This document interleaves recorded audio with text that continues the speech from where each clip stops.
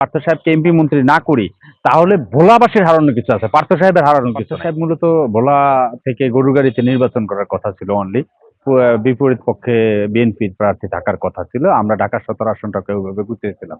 কিন্তু নির্বাচনের কিছুদিন আগে আমরা জানি যে আমরা ভোলা থেকে নমিনেশন পাচ্ছি। এটা তারেক রহমানকে আমরা স্যাক্রিফাইস করে ঢাকা 17 আমরা তারেক রহমান বিএনপি কেন্দ্রবিন্দু তাকে ছেড়ে দিয়ে আমরা ভোলা শহরে চলে আসছি। আমার কথা হচ্ছে একটা জায়গায়, পার্থ ভাইয়ের অর্থনৈতিকভাবে কোনো তার রাজনৈতিকভাবে পাওয়ারও কিছু নাই, অর্থনৈতিকভাবে তার পাওয়ারও কিছু নাই। কারণ সে এস্টাবলিশড, সকল দিক থেকে সে এস্টাবলিশড। কারণ সে চাইলে বিগত দিন এমপি মন্ত্রী হতে পারত। কিন্তু সে কিন্তু সেই ইথিক্সের লোক না। আমি মনে করি এইটা আমরা যদি পার্থ সাহেবকে এমপি মন্ত্রী না করি, তাহলে ভোলাবাসীর হারানোর কিছু আছে, পার্থ সাহেবের হারানোর কিছু নাই।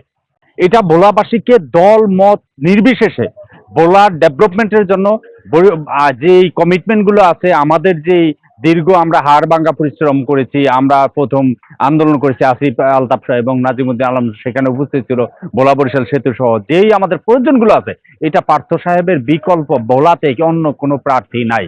সুতরাং আমাদের ভোলার এই 4,08,000 ভোটারের উচিত দলমত নির্বিশেষে পার্থ সাহেবকে সংসদে পাঠিয়ে আমাদের এই যে অভাবগুলো আছে, যে আমাদের অপূর্ণ কাজগুলো আছে, ভোলাকে পূর্ণ ভোলা হিসাবে পরিচিতি করা এবং ভোলার সাথে মূল ভূখণ্ড বাংলাদেশের সাথে সংযোগ স্থাপন করার জন্য ভোলায় সেই কলকারখানা এবং মেডিকেল কলেজ সকল কিছু করার জন্য পার্থ সাহেবের কোনো বিকল্প নাই। আমরা যদি পার্থ সাহেবকে হারাই, বুঝতে হবে আমাদের ভোলাবাসীর কপাল খারাপ, পার্থ সাহেবের কপাল খারাপ না। পার্থ সাহেব ইচ্ছা করলে এমপি মন্ত্রী হওয়া তার জন্য ওয়ান্টেড ব্যাপার, সে যে কোনো সময় তারেক রহমান তাকে ওইভাবে নিয়ে মূল্যায়ন করে সেভাবেই হবে। কিন্তু আমাদের ভোলাবাসীর হারানো অনেক কিছু হবে। সুতরাং আমি অনুরোধ করব সকল 4,08,000 ভোটারকে, সবাই দলমত নির্বিশেষে গরুর গাড়িতে 12 তারিখে ভোট দিয়ে পার্থ সাহেবকে বিজয়ী করে সংসদে পাঠানো, এবং এটা আমাদের নৈতিক দায়িত্ব হয়ে গেছে। ধন্যবাদ সকলকে।